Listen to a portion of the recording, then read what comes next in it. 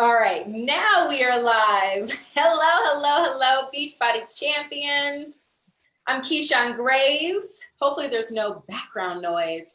Welcome to What It Takes.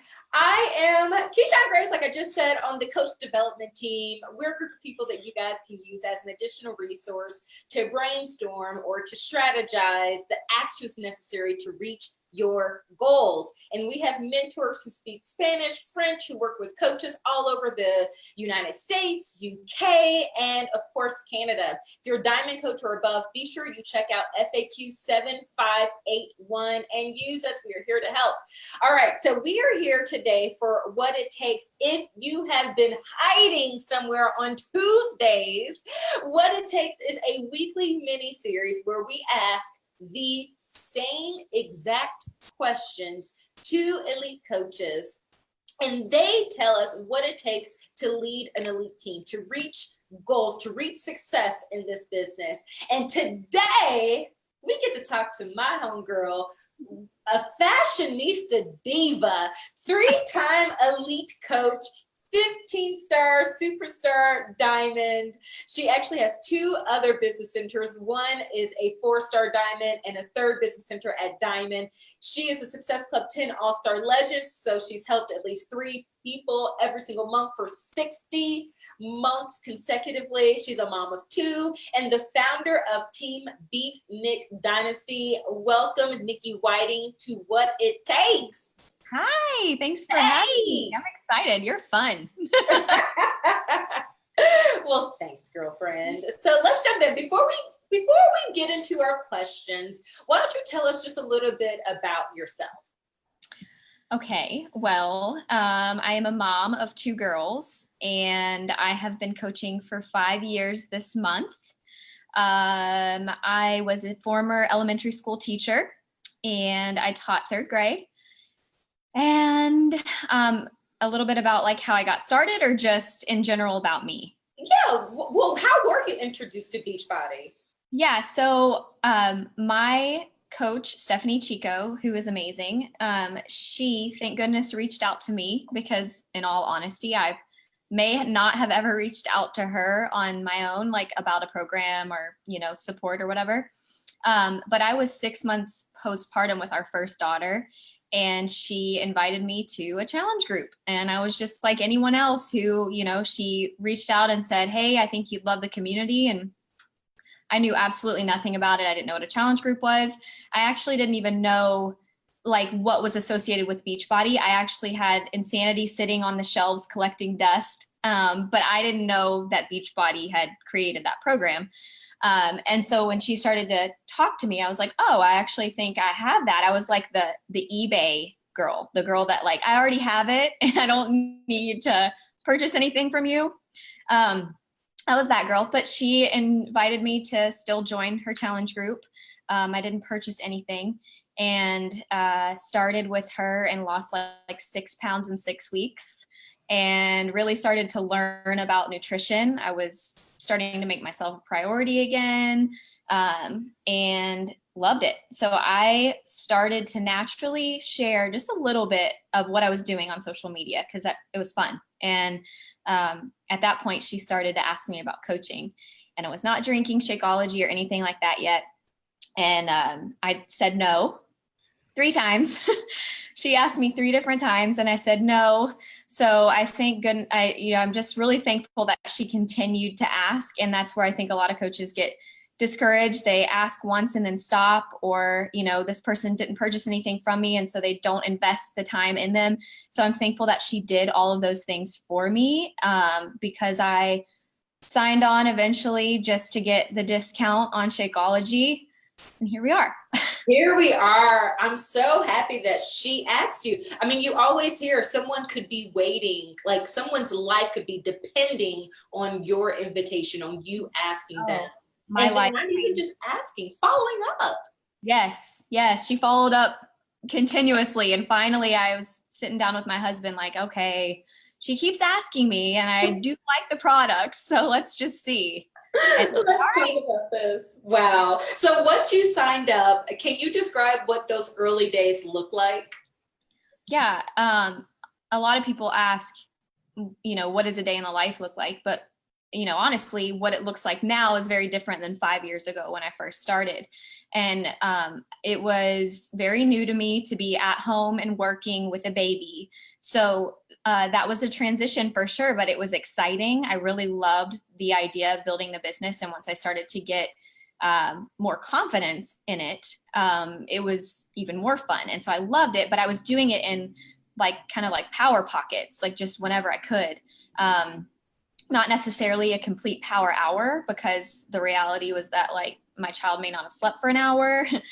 So I was just doing it when I could, but I was probably spending 1 to 2 hours a day in different pieces of time. I was sacrificing some things. I was working out and working during nap time, which was, what the reality of working my business in pockets of time was.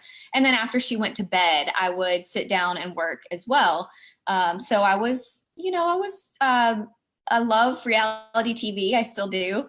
And I had to start recording things. I had to start, deciding which was more important to me, building my business and knowing what could be down the road if I chose to sacrifice now.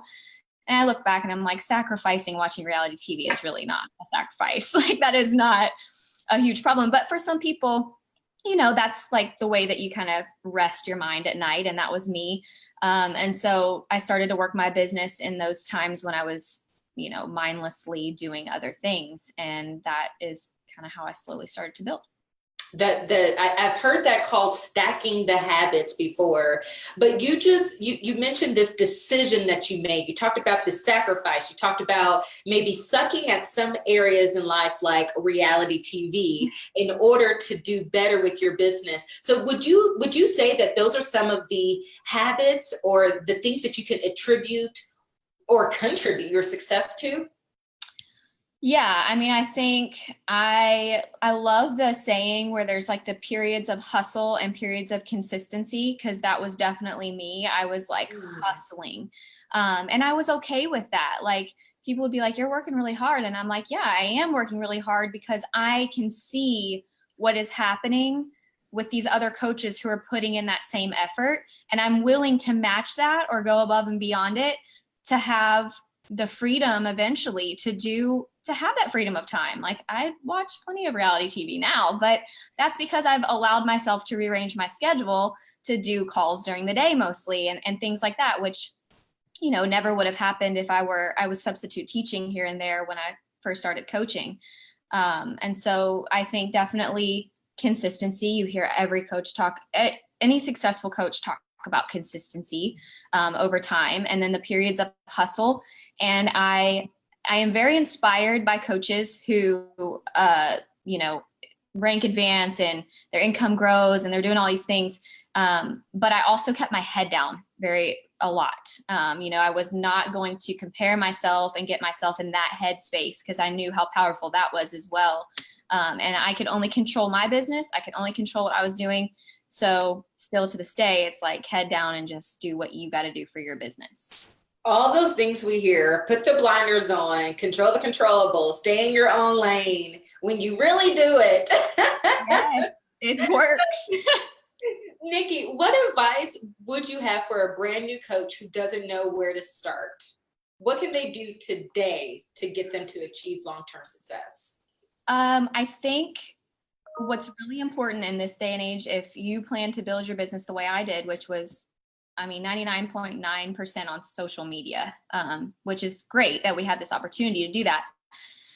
But they have to realize that we're not building Beachbody's brand. And you've probably heard that before, but we are building our own brand. We want people to come to us because they chose us as their coach. There are other options. I could go to the website and I could purchase without choosing a coach, honestly. But at the end of the day, I want someone that I connect with. And that's kind of how I felt with Steph, was I had that connection with her. Our husbands played baseball together.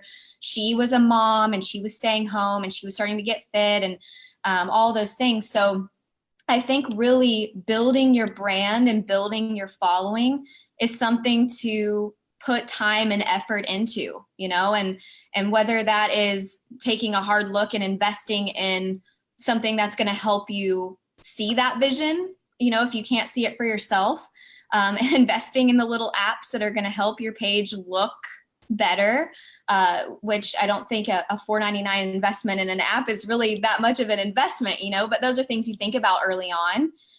Is this worth the investment? And honestly, consistency in your own journey and personal growth. At the end of the day, if you're looking at a successful coach and then someone who says they're not having success, many times the business is not aligned with their own fitness journey. And I see it in my business all the time. It's hard for me to balance. So if I am not all in on my own journey and sharing that, my business I see that in my business. It's affected by that because I'm not consistently showing up with the products I'm using, with the program I'm using, with the results I should be seeing. I don't have the content to talk about if I'm not on my own personal journey. So I think definitely your journey should be the main focus early on, and that personal growth. Wow. And I was going to ask, when you mentioned to know your brand, know who you're talking to, understand your following, I was going to ask, well, what about someone who comes from humble beginnings like you, who is a substitute teacher, a new mom, they don't feel like they have a brand, but then you answered my question. You said, invest in the knowledge necessary to see the vision. Mm-hmm. Yeah. You have a brand. They have a brand, right? Regardless of where they come.